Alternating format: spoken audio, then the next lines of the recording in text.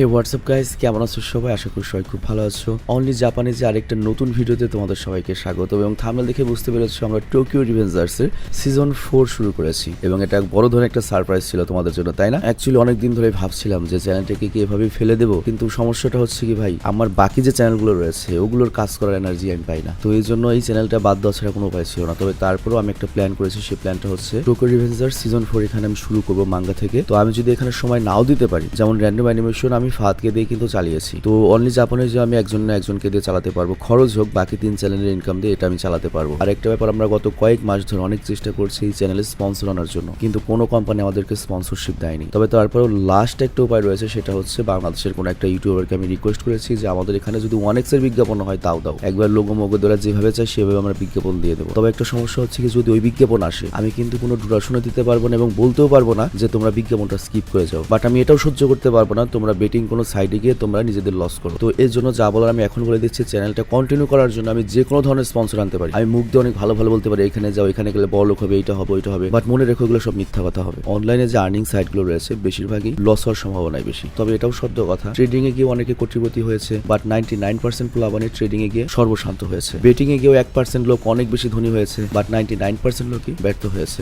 Even আমি যদি freelancing এর কথা বলি, সবাই ফ্রিল্যান্সার হতে চায়, বাট 95% প্লাবান ফ্রিল্যান্সিং এ ব্যর্থ হয়। পড়ালেখা করেও কিন্তু 70% প্লাবান ব্যর্থই হয়। তো প্রত্যেকটা খারাপ জিনিসও ভালো সাইডে রয়েছে, খারাপ সাইডে রয়েছে। তবে তারপর আমি তোমাদেরকে রিকোয়েস্ট করবো, অনলাইনে যেসব আয়ের জায়গা রয়েছে আমরা যদি ওগুলোর অ্যাড দিই, তোমরা দয়া করে সেখানে যেও না। তোমাদের এখনো বয়স হয়নি, এখনো তোমরা অত ম্যাচুইড না যে একটা জায়গায় গিয়ে তোমরা হ্যান্ডেল করতে পারবে। তোমরা সবাই অনেক ছোট। যেমন আমি এসএসসি পাশই করেছি 2007 সালে, তো আজকে হচ্ছে 2024 সাল, প্রায় 17 বছর আগে এসএসসি পাস করেছি। তো আমার জ্ঞান বুদ্ধি বা আমি যেটা বুঝবো বা আমার যে ধৈর্য, এটা কিন্তু তোমাদের মধ্যে নেই। মানে আমি তোমাদের ছোট করছি না, আমি জাস্ট তোমাদের বোঝাচ্ছি যে তোমরা চলাফেরার পথে ইন্টারনেটে অনেক লাভজনক অনেক কিছু দেখবে, পাগল হয়ে যেও না, তাহলে কিন্তু ধরা খাবে। ছোটবেলায় আমরা এগুলো ধরা দেখেতেই বড় হয়েছি। তো আমি চাই না তোমরা আমার ছোট ভাই হিসেবে ধরা খাও। এরপর থেকে যদি আমরা কোনো বিজ্ঞাপন আমরা দেবো, কিন্তু ভুলেও তোমরা সেসব জায়গায় যাবে। তো যাই হোক, চলো আমরা ভিডিও স্টার্ট করি, সিজন 4 সম্পর্কে জেনে আসি। তো টোকিও রিভেঞ্জার্স এর সিজন 4 এর ফার্স্ট ভিডিওতে আমাদেরকে পূর্বের সম্পর্কে কিছু বলা হয়। আমরা পূর্বের ভিডিওতে কি দেখেছি, যে তাকেমিচির সবচেয়ে বড় শত্রু কিসাকি মারা গিয়েছে, এর সাথে টেনজিকোর যে বস ছিল ইজানা কোরোকাওয়া, সেও মারা গিয়েছে। তো এর মানে তাকেমিচির যে ভবিষ্যতের কাটা ছিল, মানে যে ভিলেন গুলো ছিল, তারা কিন্তু সবাই মারা গিয়েছে। আর এরপর সিজন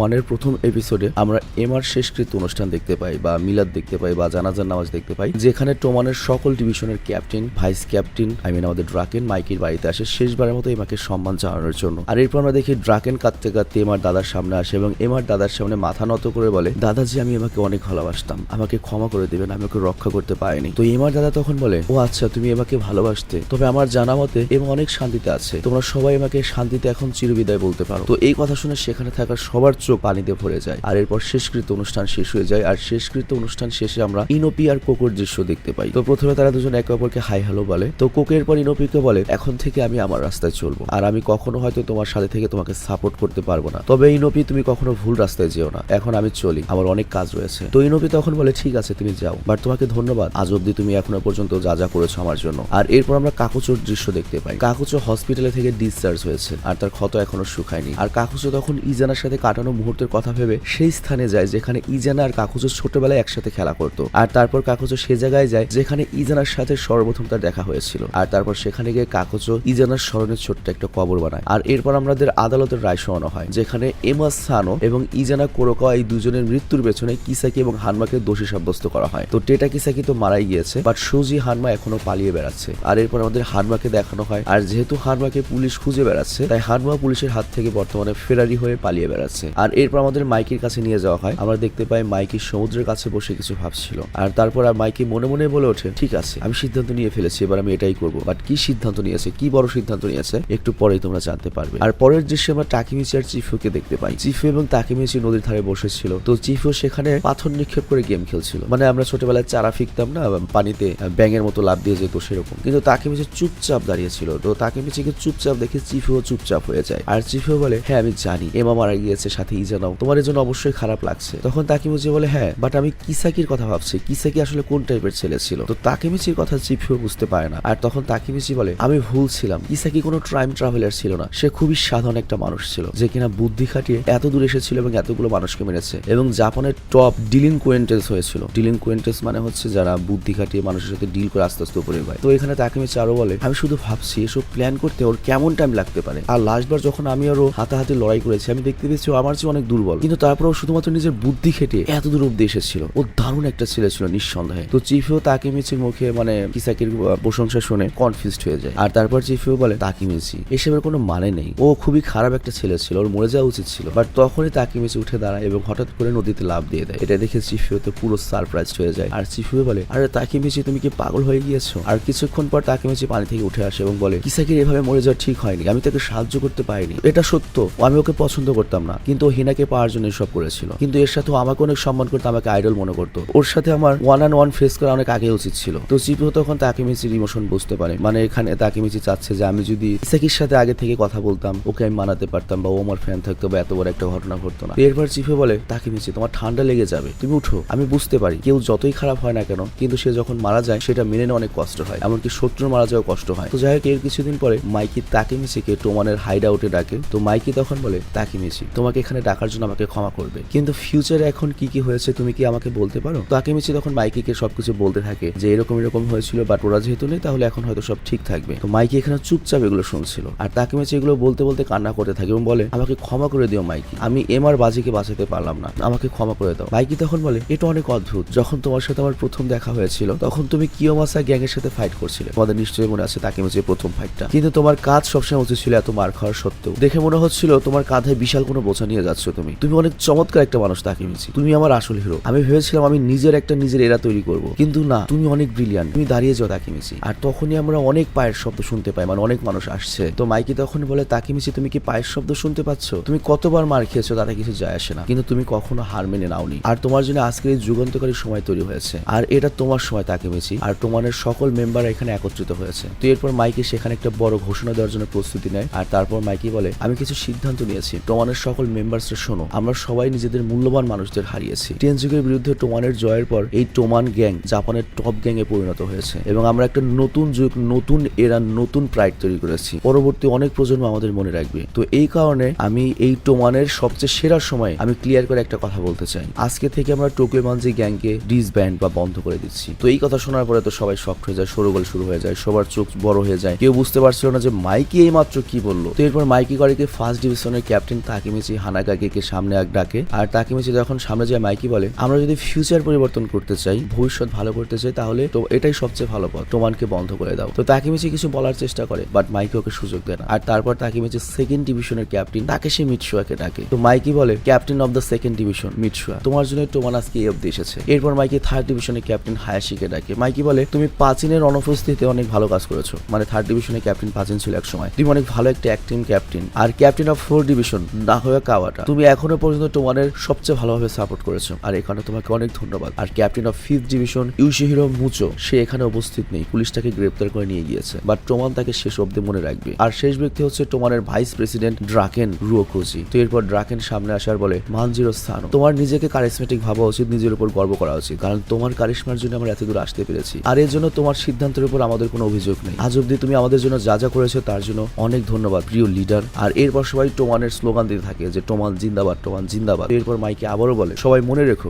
আজকে টোমান ডিসব্যান্ড হয়েছে, কিন্তু কখনো এটা ভুলে যেও না যে টোমান আমাদের সবার হৃদয়ে রাজ করবে। আর তখন সবাই মিলে টোমানের স্লোগান দিতে থাকে। আর এরপর 15 মার্চ 2006 সালের দৃশ্য দেখানো হয়। আমরা দেখি টোমানের ক্যাপ্টেন ভাইস ক্যাপ্টেন মাটিতে কিছু লাগাচ্ছে, মানে মাটিতে কিছু পুঁতে রাখছে। তো কি পুঁতে রাখছে এটা জানানোর জন্য আমাদের টোমান ব্যান করার যখন ঘোষণা দেওয়া হলো তারপরের দৃশ্য দেখানো হয়, মানে অতীতে নিয়ে যাওয়া হয়। তো টোমানের সকল মেম্বার অনেক আপসেট ছিল, তাদের বিশ্বাসই হচ্ছিল না টোমান বন্ধ হয়ে যাচ্ছে, কিন্তু সবাই এটা ভাবে যে এই সিদ্ধান্ত সবচেয়ে বাজে সিদ্ধান্ত ছিল, আর মাইকির স্থানে যদি অন্য কেউ থাকতো তাহলে হয়তো এই সিদ্ধান্ত নিত না। বাট তখন চিফও তাকেমিচিকে জিজ্ঞাসা করে তাকেমিচি তুমি এখন কি করবে, টোমান তো শেষ হয়ে গিয়েছে, কিসাকিও বেঁচে নেই, এখন তো তোমার এখানে থাকার কোনো মানে নেই। আর এর উত্তরে তাকেমিচি বলেছিল কিসাকি তো মারা গিয়েছে, তার মানে ফিউচারে নাও তো অবশ্যই জীবিত রয়েছে, তো এখন হয়তো আমি ফিউচারে যেতে পারবো, কারণ ফিউচার ভালো হয়েছে এবং আমি যত দ্রুত সম্ভব ফিউচারে ফিরে যেতে চাই। বাট তারপর আমাকে এখানে থেকে যেতে মনে চাইছে না, কারণ এখানে আমি সবাইকে পাচ্ছি, এখানে যে সময়টা পাচ্ছি এটা আমার লাইফের সবচেয়ে সেরা সময়, আমি এই সময়টাও চাই। আর এরপর চিফও তাকেমিচির সাথে কথা জ্বালিয়ে যাচ্ছিল, বাট তখনই হাকাই চলে আসে। হাকাই বলে সবাই শোনো, আমরা চলো একটা টাইম ক্যাপসুল বানাই। মাইকি তখন বলে আরে বাহ, এটা তো একটা দারুণ আইডিয়া, তাহলে চলো আমরা সবাই নিজেদের জন্য একটা ফিউচার লেটার লিখি যেটা আমরা 12 বছর পরে খুলে দেখবো। তো কেউ তখন বুঝতে পারে না এটা কি হলো, আর মাইকি কেন এক্সাক্ট 12 বছরের কথা বললো, বাট আমরা তো জানি 12 বছরের কথা কেন বলেছে। তো মাইকি বলে আজ থেকে ঠিক এক সপ্তাহের মধ্যে সবাই যার যার মনের চিঠি নিয়ে আসবে এবং সবাই আমরা এক জায়গায় এখানে দেখা করব,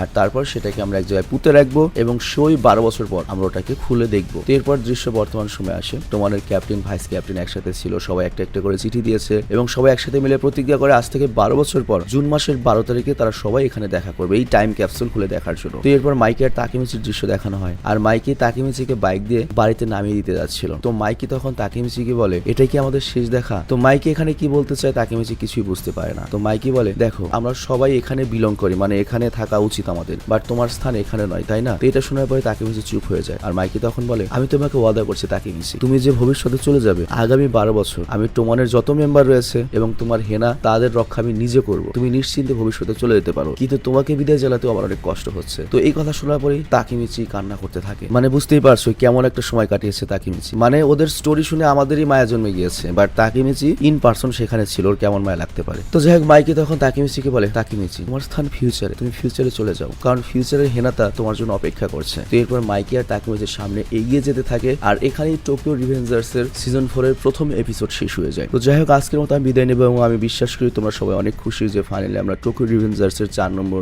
সিজন শুরু করেছি। আর তোমরা জাস্ট আমার জন্য এইটুকু দোয়া করো যাতে আমার শরীরটা সুস্থ থাকে, আমার জন্য ঘুমটা ঠিক মতো হয়, তাহলে আমার জন্য এই সবগুলো চ্যানেল চালানো কোনো ব্যাপার না ভাই, আমি কাজ করতে পারি যথেষ্ট। কিন্তু আমার 5 বছর আগের যে কাজের স্পৃহাটা ছিল, মানে 5 বছর আগে আমি 16 ঘন্টা 18 ঘন্টা কাজ করতে পারতাম, আমি ঘুমাতামই না, মানে প্রতিষ্ঠিত হলে এত যে মানে কথায় আছে না যে খারাপ সময় মানুষদের শক্তিশালী করে আর ভালো সময় মানুষদের দুর্বল করে তোলে। তো গত 5 বছর আমি এত পরিশ্রম করেছি যে আমার এখন একটু ভালো সময় এসেছে, এর জন্য আমি আগের চেয়ে অনেক দুর্বল হয়ে গিয়েছি। তো এটা ভালো সময়ের জন্য না মনে হয়, কারণ গত 5 বছর আমি অনেক বেশি পরিশ্রম করেছি, যার জন্য সেম একই টাইপ পরিশ্রম এখন আর আমার করতে মনে চায় না। মাঝে মাঝে খেয়ে হারিয়ে ফেলি, মনে হয় যে আমার তো এখন বিশ্রাম নেওয়া উচিত। আমি আজ পর্যন্ত একটা ট্যুর দিতে পারলাম না 7-8 দিনের নিশ্চিন্তে। আমি যদি কক্সবাজার বেড়াতে যাই, যদি সিকিম যাই, তারপরেও আমার একটা না একটা ভয় দিতে হয়, মানে পিঠে সবসময় একটা বাড়ি থাকেই যে না চ্যানেলগুলো পড়ে রয়েছে, পোলাপানগুলো ওয়েট করছে আমার ভিডিওর জন্য। কিন্তু যদি দেখো আমি গত 5 বছরে যদি আমার একটা রিপ্লেস তৈরি করতে পারতাম, যেমন র্যান্ডম অ্যানিমেশনে ফাঁদ কেটে চালিয়ে নিলাম, এরকম যদি সবগুলো জায়গায় আমার একটা করে বিকল্প তৈরি করতে পারতাম, তাহলে কিন্তু আমার লাইফটা এত বেশি প্রেশার থাকতো না। আমার তুমি কি জানো আমার সবসময় প্রেশার 130-এর উপরে থাকে, মাঝে মাঝে প্রেশার 140-ও থাকে, মানে সবসময় আমার টেনশন। আর আমার সবচেয়ে ফুর্তি লাগে কোন সময় জানো? আমার কোথাও বেড়াতে গেলে বা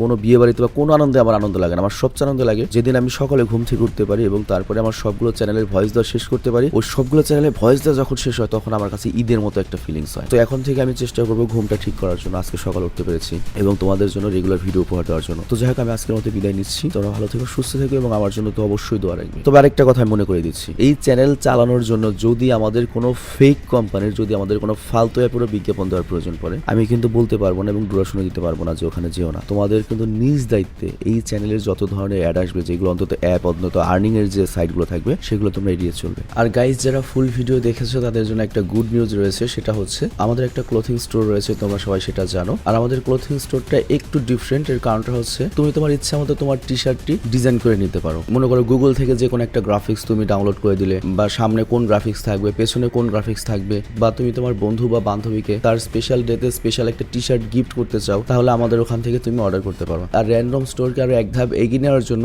র্যান্ডমের কো ওনার নাফিসের সাথে মিলে আমরা একটা ক্যাম্পেইন লঞ্চ করেছি, যেখানে তোমরা যদি আমাদের স্টোর থেকে টি শার্ট কেনো তাহলে তোমাকে একটা কুপন দেওয়া হবে, আর সেই কুপনের এক পার্ট থাকবে আমাদের কাছে, এক পার্ট থাকবে তোমাদের কাছে। এবং এই ক্যাম্পেইনটা চলবে হচ্ছে 3 মাস পর্যন্ত, এবং এই 3 মাস পরে আমরা সেই কুপনগুলো নিয়ে লাইভে এসে লটারি করব। আর ওই লটারির মাধ্যমে আমরা অনেক ধরনের পুরস্কার দিতে চলেছি, যেমন এর মধ্যে রয়েছে একটা জিক্সার মোটরসাইকেল, একটা আইফোন, এছাড়াও নগদ 20,000 টাকাও পুরস্কার থাকবে, তার সাথে আরো ছোট বড় অনেক পুরস্কার থাকবে। তো আমি আশা করছি তোমরা সবাই এই ক্যাম্পেইনে অংশগ্রহণ করবে, অন্তত একটা টি শার্ট কিনে হলো, এবং আমাদের এই ক্যাম্পেইনটা সফল করতে সহায়তা করবে। আর আরো বিস্তারিত জানতে তুমি আমাদের পেজে চলে যাও, পেজের লিঙ্কটা আমি দিয়ে দিয়েছি ডিসক্রিপশনে, র্যান্ডম স্টোরের লিঙ্কটা, এবং ওখানে আমাদের র্যান্ডম স্টোরের যে কো ওনার সে ভিডিওর মাধ্যমে সবকিছু তোমাকে বুঝিয়ে বলবে। তো রিকোয়েস্ট থাকলো তোমরা একবার র্যান্ডম স্টোরে যাও এবং সেখান থেকে পুরো প্রসেসটা জেনে নাও এবং অবশ্যই এই ক্যাম্পেইনটা সফল করো। তো আমি বিদায় নিচ্ছি, ভালো থেকে সুস্থ থেকো, টেক কেয়ার, বাই বাই।